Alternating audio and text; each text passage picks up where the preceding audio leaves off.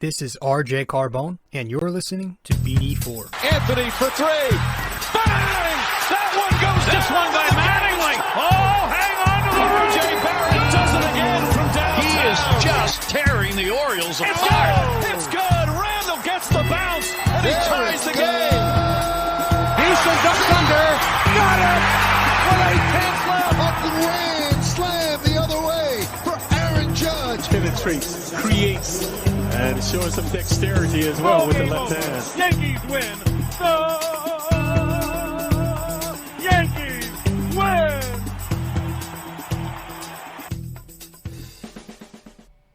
Yeah, man, it's been a bit. It's been a bit since we talked Yankees on the show.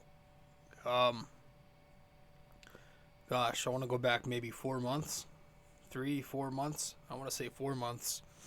And then I took that break, right? It was like smack in the middle of the later half of the regular season.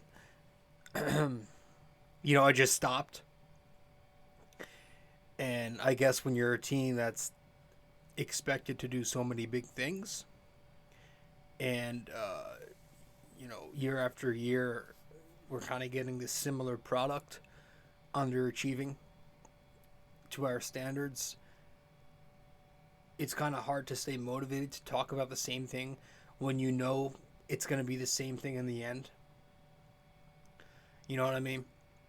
I've been calling it for pretty much a decade now, ever since they won their last ring, over a decade, that, year after year, this Yankees team it's more been in recent years that they carry the wrong mentality, the wrong philosophy. Their intentions may be to win, although I could, put some questioning there. Do they care more about their purse? But the main thing with me is the way they go about things and their philosophy towards winning. And, that just gets tiring as a diehard of this team. So I did take a break for the Yankees from the podcast as a whole after that, right? But we are back in, and, it's January 2nd. It's a new year, so I figured, all right, let's get it. Or it's January 3rd. Today's January 3rd. Jesus, it's already flying by. And so I figured, let's just talk Yankees. Let's just give a little bit of an off-season update, my take on what's been going on. Although nothing has really been going on, right? We're in the middle of an MLB lockout at the moment. So there's not really much to discuss. And, we'll talk about whatever we need to, whatever I can figure out. And then I'll give you, my take on some things, break some things down maybe, and that'll be that. But, episode 299 of BD4, where there's no better way to get your Yankees and Knicks analysis. And I'm your host, RJ Carbone. Welcome to the podcast. If you're new here, you can subscribe to this podcast on many platforms. BD4 is on Apple Podcasts, Google Podcasts, SoundCloud, Spotify, Anchor. We're on Stitcher, many listening platforms. And we're also on YouTube if you want to watch the video version of this podcast. So check us out on all those platforms. And subscribe, download the podcast, like it, comment, share it with your friends on social media. Tell everybody how great of a show this is. And you can also, of course, find me on social media, RJ Carbone on Facebook. And I'm on Instagram at RobJCarbone. So, I hope everybody else is doing well. Yeah, it's been a slow off season, so it's going to be a slow show. Rather a quick show. There's really not much to dive into. So we'll head to break, get our first plug in, and when we get back from the first break, we'll dive right into things. All right? All right, stay with us. Hey guys, so I've noticed that only a small portion of you who watch the podcast on YouTube are actually subscribed. So make sure the next time you go to BD4 on YouTube, if you feel like subscribing, do it. This way it'll help the channel grow, reach out to more audiences, more Knicks fans out there, more Yankees fans out there, MMA fans, sports fans in general. Just whenever you watch BD4 on YouTube, be sure to subscribe to help us grow.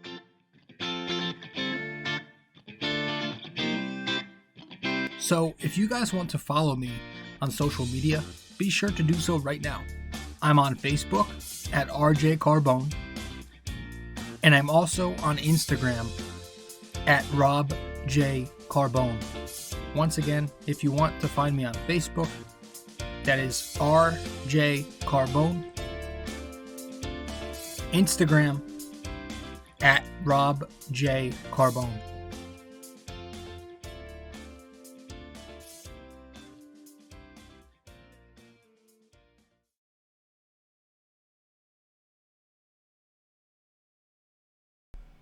All right. Yeah, man, it's just a quick 2021-22 offseason update for this episode. But it's good, I'm glad to be able to talk Yankees again. After a long hiatus, I guess it feels somewhat good, to be back talking Yanks. So here we are, 299. So the Yankees, look, listen, they did it again last year. They underachieved. It wasn't a great regular season.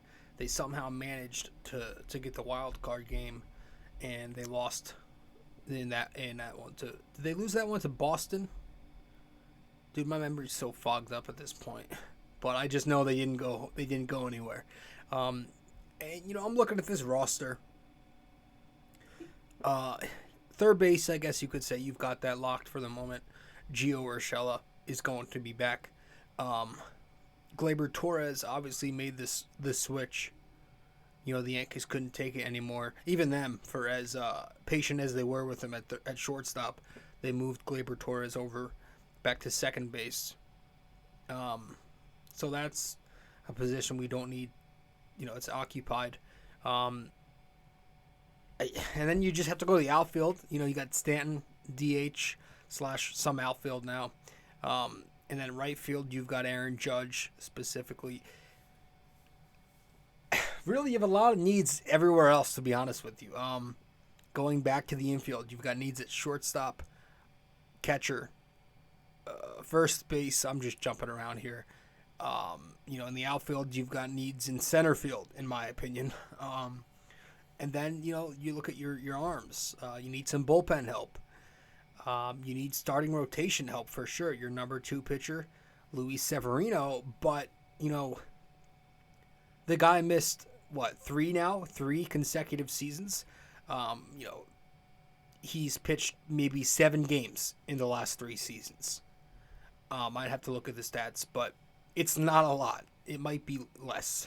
How often does a pitcher who misses 3 seasons in a row come back and be elite again? I'm sure I can't think of many. I can't think of any, and I'm sure the numbers aren't good for that. It's a concern there to rely on Sevy to be 1B. And there's even concern, to be honest with you, with Garrett Cole as the ace, right? Because I was just texting my buddy, and I text my buddy, I'm like, well, I have no issue with Cole. Cole's great. But then he texts me back and he brings up Spider Tech, and I'm like, holy shit, I completely forgot about that whole situation. How Garrett Cole was nothing like he was without his substances. So again, it's been so long since I've not just talked about the Yankees here on the show, but really followed anything up, and I haven't been getting news updates. I just been taking a break from this team because they've been so exhausting, and I completely forgot about the whole Spider Tech thing. So there's concern that Cole might not be, he's going to have to reinvent his game in a way. Can he do that? So that's an issue. Obviously, Corey Kluber. I believe he went on to sign with the Tampa Bay Rays. Then you got, the rest of the guys are just shoo-ins, and Jordan Montgomery is a decent number 5, but he's never going to be anything better than a 4 or 5. Domingo Germán, I've seen all I've needed to see with him. I'm completely done with that guy. Garbage. Not impressed with, what's his name, Schmidt either.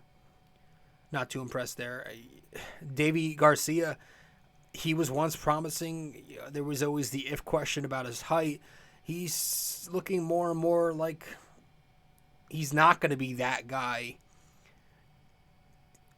Who else? Jamison Tyone just had the ankle surgery, and let's be honest, he's not all that. Cortez had a nice season, but let's be real here. Just looking at that rotation, they need some help. Okay? And so it's very questionable. Pre-lockout, teams made moves. You saw a lot of stuff, a lot of big deals before this whole lockout thing went down. The New York Mets, Max Scherzer for 3 years. Big deal there. Then they go out and they give Showalter their largest investment in a manager in franchise history for the Mets. They give him a 3-year contract. Boston made a couple of rotation moves for some depth there. The Texas Rangers went out and gave both Corey Kluber 10 years and Semien a big deal. I think he got 7 years, Marcus Semien. Detroit, they went out and acquired Javi Baez on a 6-year deal. The Astros brought back Verlander for $25 apiece for 2 years. And here the Yankees were, I think before the lockout, they didn't really, they gave Gary Sanchez a nice $7.5 million to come back. They tossed some money, $2 million at, that Rodriguez relief pitcher they have. And then obviously this was weeks before all that, they fire everybody else around Aaron Boone and they give him 3 more years. Marcus Timms is gone. Phil Nevin is gone. So you've got Boone at the head at manager. Your bench coach is Mendoza. Your pitching coach is still Blake. Your bullpen coach is still Harkey.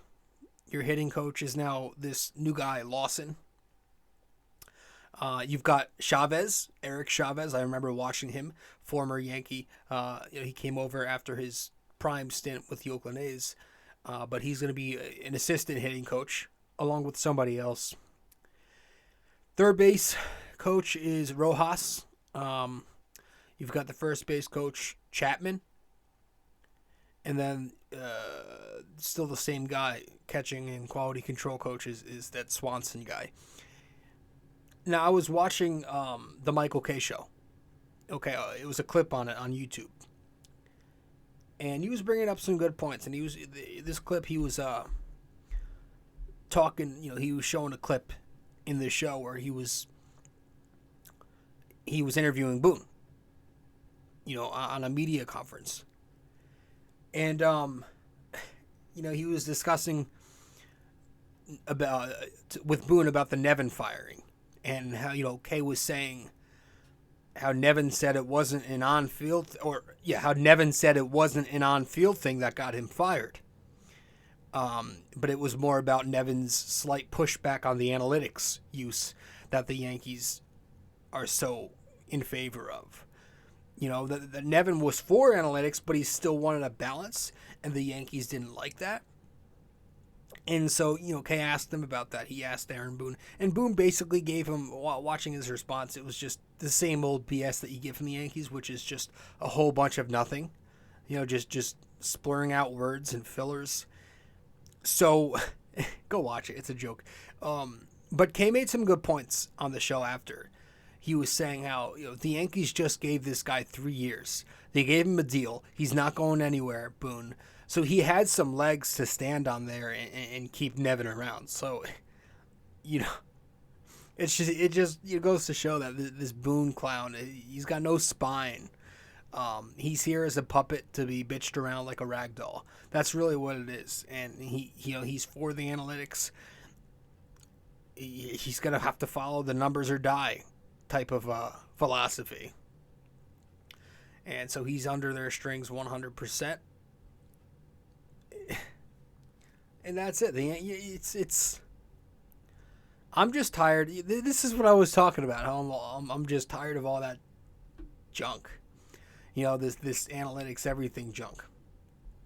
This whole 3 true outcomes idea. Which, by the way, the Braves just won the World Series as, the least analytical team in baseball. They won the World Series on pitching and timely power, So to hell with the 3 true outcomes. I say it's a new year. It's time to change it up for a change. I mean, stop it. Go out there, quit glorifying all the wrong crap to appease the younger Ivy League mutants, and go out there and actually see the ball, hit the ball, play baseball. Okay? Play baseball. Go get some athleticism in here. Some guys who can make this team better. Some guys who can run the bases. Some guys who can play defense. And some guys who know how to put the bat on the damn ball for a change. So when activity begins again and this whole lockout thing's over, the Yankees better damn well hope that they go all out here. They better hope that they'll have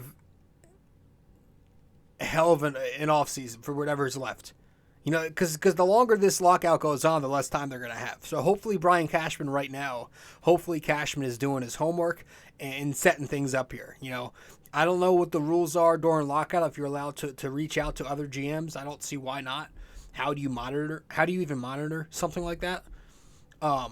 So he better be ready. Cashman better be planning some things here and setting some things up, because you've got all these other teams. Right? You've got the Mets now outspending you. They're at the top of the payroll list for the projected 2022 payrolls. Steve Cohen comes in and he gets his shit done. It used to be the other way, right? Where the Yanks would do it. But the Yankees are going to enter 2022 with a projected $221 million payroll. So it's time for Hal to nut up and do what it takes to win. Guys are still out there at a few positions too, looking at the list, you've got guys like Olson and Chapman on the A's. They're potential targets, with the Athletics expected to clean house. That's just what the rumor mill is saying. It's what Jeff Passan said. So it's more than just a rumor. Trevor Story, obviously, him and Carlos Correa. Freddie Freeman still hasn't re-signed with the Braves. He's an option for first base. In my opinion, and this hurts to say,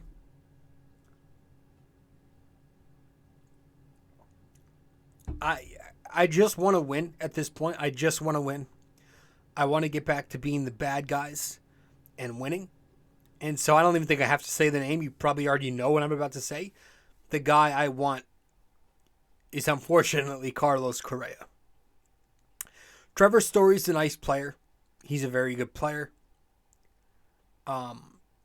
Whereas the risk with Correa would be contract, the risk with Story would be player. I don't want a guy who might not live up to that deal, who might not be that great and make that much of a difference on the field. I'm not a fan of it. I'm not a fan of it because I don't want to, I'm going to say, I don't want another guy on this team, as great as he is, who strikes out 25% of the time or more. I just don't want all those guys. I don't want Trevor Story, and that's one of my main reasons. I don't want another guy who's going to come in here and strike out in a quarter of his at-bats or more.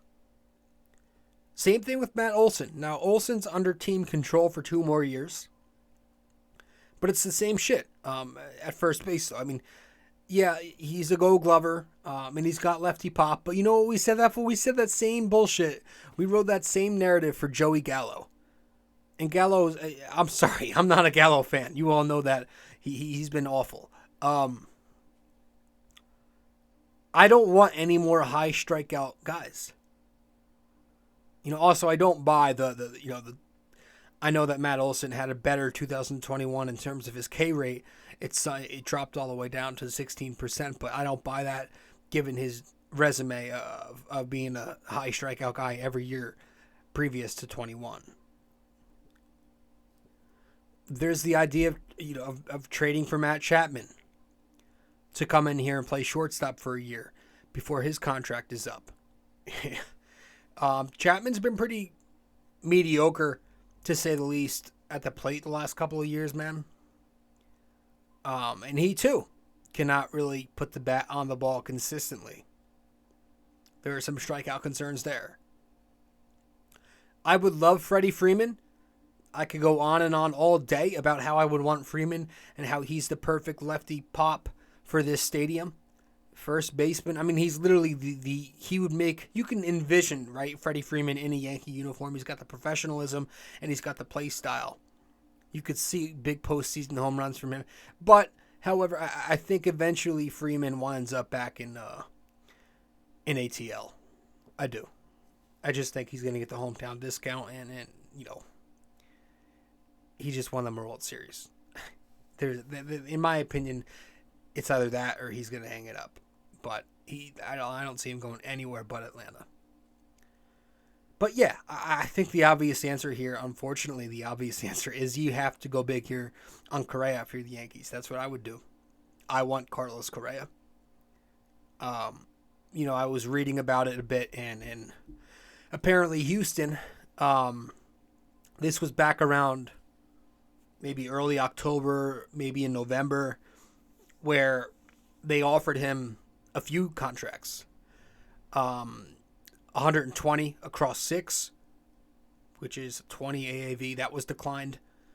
He also rejected 125 across 5. That's 25 a year. He rejected 160 across 6, 27 a year. But that was also rejected. I mean, and you're looking at that, you're reading about that, and you're looking at guys like Seager, who just got $325 million for 10 years. Expect Correa to want to match that or exceed that number. I mean, I'm looking for someone like Correa to ask for Tatis, Lindor type of money, right? Somewhere in the $340 million range over 10 years, which is absolutely absurd money. It's absurd. And it's obviously putting them well over the luxury tax. But this is where we are in baseball. We're in this era. Correa is a 27-year-old too. So it's not like some of these guys who sign those heavy deals when they're 29, 30, kind of like Garrett Cole did, and look at Stanton right now. This is how the Yankees have won in all their World Series. 09. They go out and they acquire big acquisitions. It's the Yankee way. Unfortunately, whether you like it or not, you got to pay to play. And someone like Correa, as much as I hate him, he puts the bat on the ball. He can hit for a decent average. He has a ton of power for a shortstop. And he's a postseason performer. Clutch home runs. He's already top 10 in home runs with 18. Okay? And he plays good enough defense to where he's not an issue. He's an upgraded shortstop. That he's kind of dipped a bit over the years defensively, but he's still plenty more than what we have at shortstop. It'll allow Gio to go back to his natural position at third base, and it allows Torres to go back and stay at his natural position at second, because Lord knows we do not want Torres playing shortstop again. But yeah, there's going to be that if that happens where we sign Correa, there's going to be that lingering awkwardness, of course. But you're just going to have to put the hard feelings aside. If you want a championship, you got to put that aside. Between the fans, players, even Judge. I know Judge has said some shit about Correa in the past. That shit will work itself out. I'm not worried about that. My number one priority is to get a World Series championship. That's my number one priority. We have one ring, since 2009. That was it. And after that, we don't have any. It's a new era, man. The Yankees aren't what they used to be, and I want to get back to being the Yankees. We have one American League pennant in the last 9 years. We have one division win since 2012. Let's freaking go. Let's get it together. Be straight for once. Let's try to get this win. We got to address center field. We got to address a few things. And when we get back from break, I want to talk about it. Stay with us.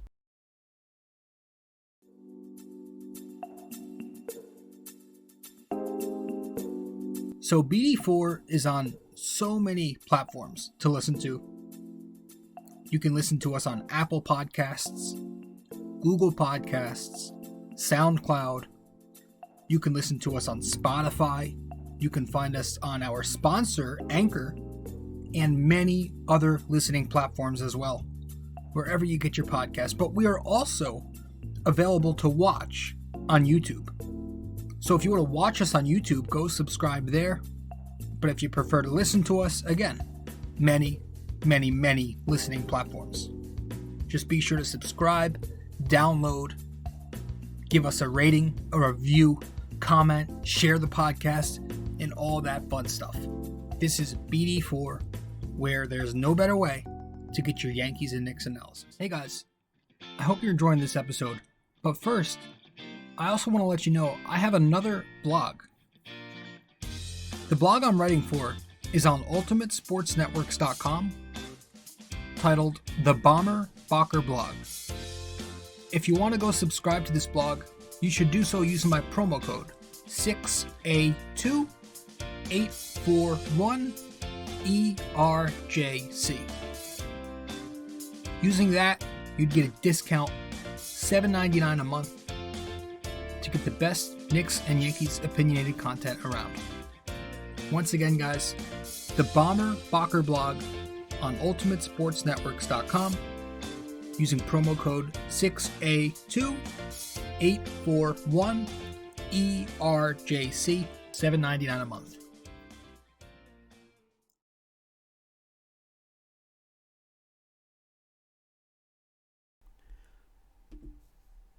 All right. Center field. Yeah.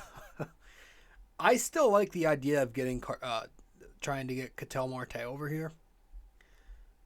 Now, to get him over here, you got to make a trade because he's owed $18 million this year, and then he's on a club option for the next 2 years.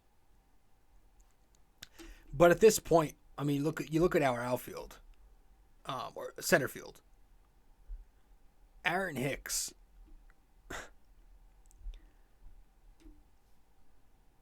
To say that, listen, Hicks is a nice player, but I think he'd be a nice player off the bench. Switch hitter with some plate discipline and some power. But it's an absolute atrocity to think that Hicks can still be our everyday guy in center field at this point. He shows us every single year that he can't stay on the field. Every single year.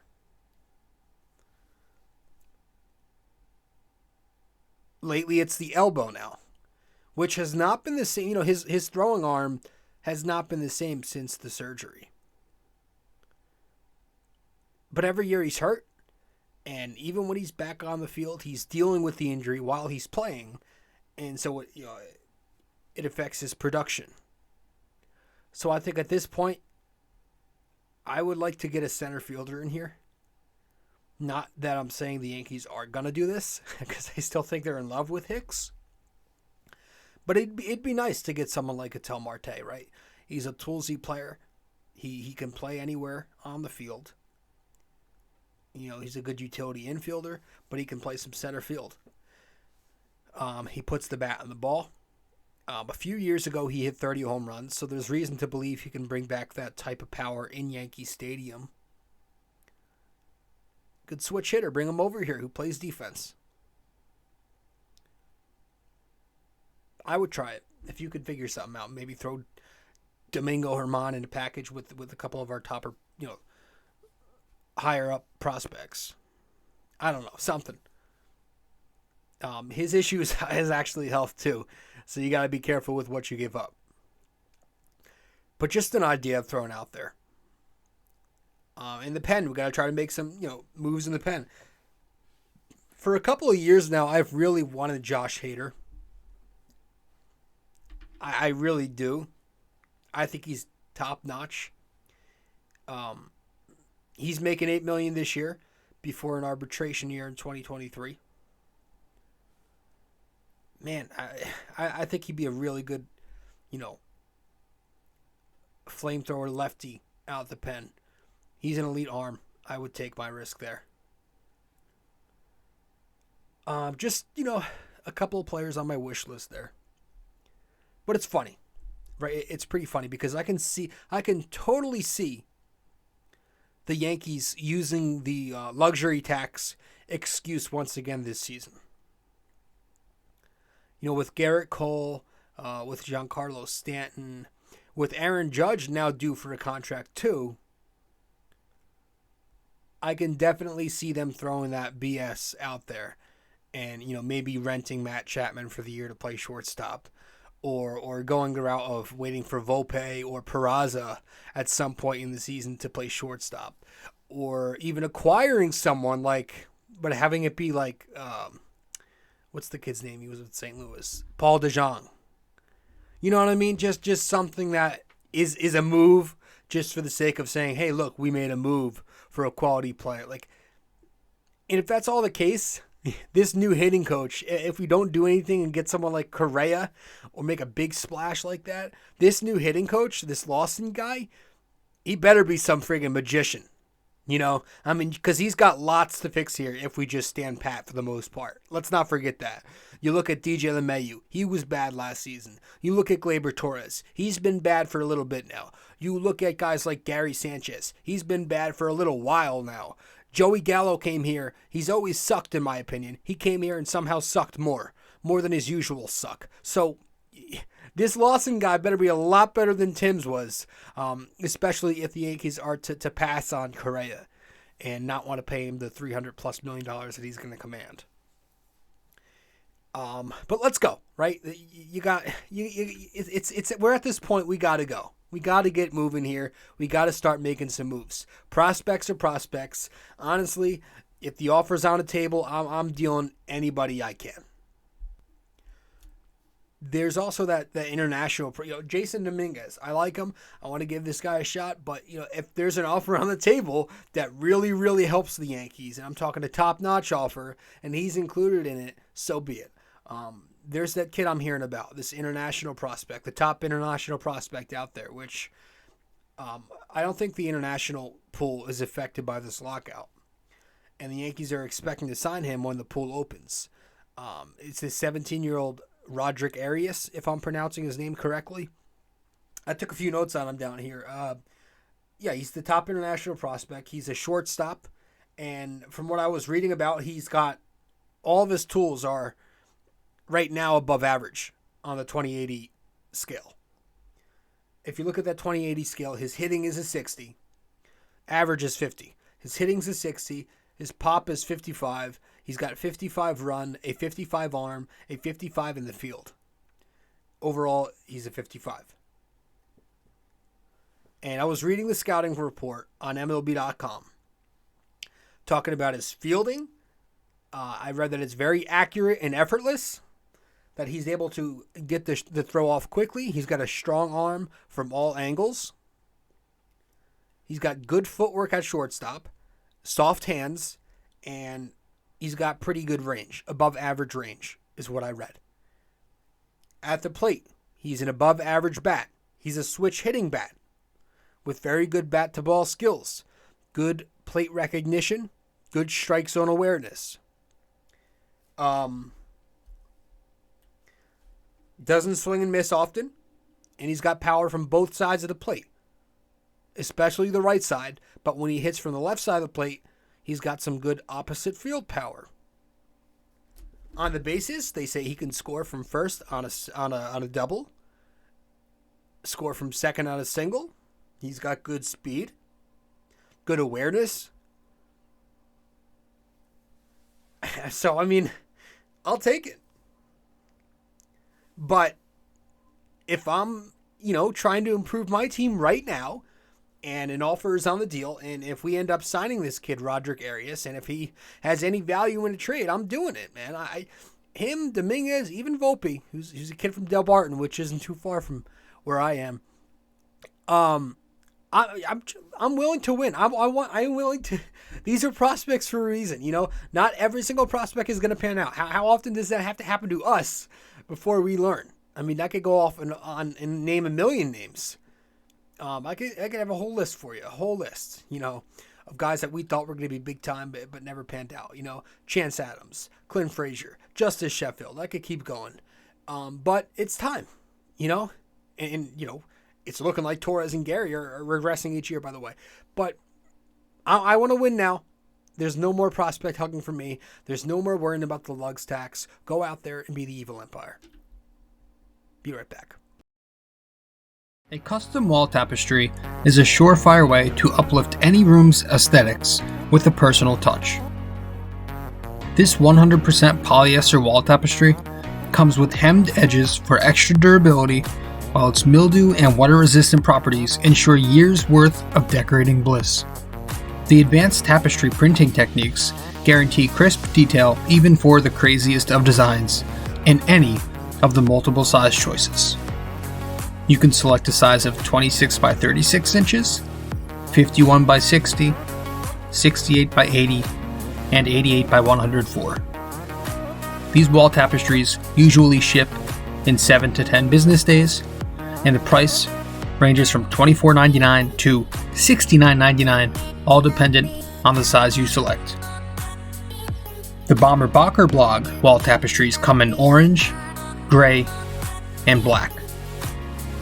But most importantly, be sure when purchasing a wall tapestry for the Bomber Bacher blog that you use promo code 6A2841ERJC.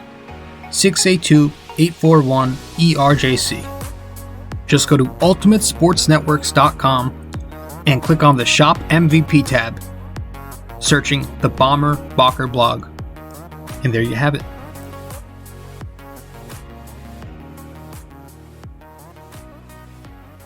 Hey guys, I hope you're enjoying this episode.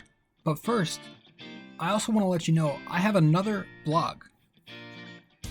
The blog I'm writing for is on ultimatesportsnetworks.com, titled The Bomber Bacher Blog. If you want to go subscribe to this blog, you should do so using my promo code 6A2841ERJC. Using that, you'd get a discount, $7.99 a month, to get the best Knicks and Yankees opinionated content around. Once again, guys, the Bomber Bacher blog on ultimatesportsnetworks.com, using promo code 6A2841ERJC, $7.99 a month.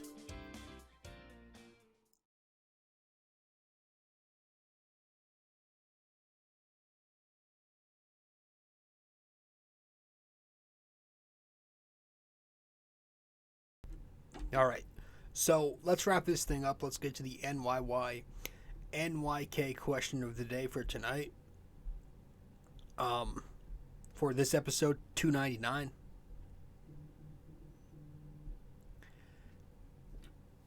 NYY-NYK question of the day for 299, episode 299 of the podcast. For this episode, I'm asking you guys to name a Yankee. That's right. This power hitter played for the Yankees from 1983 through 1985, taking home 2 Silver Slugger awards. Who was he? All right. So one last time, this power hitter played for the Yankees from 1983 through 1985, taking home 2 Silver Slugger awards during those 3 years. Who was that Yankee? All right. Who was that Yankee? So let me know the answer, whether that's on Facebook or Instagram. DM it to me or comment it once I publish the promo to this podcast. But guys, that's it. That's all I've got for this episode. It was good to talk Yankees again for about 40 minutes. I'm your host, rjcarbone.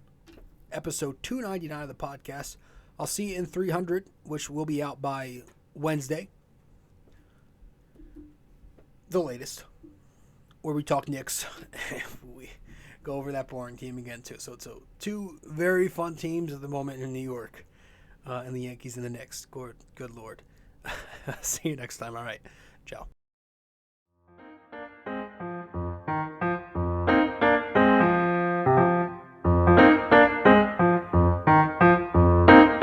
This podcast is brought to you by Anchor.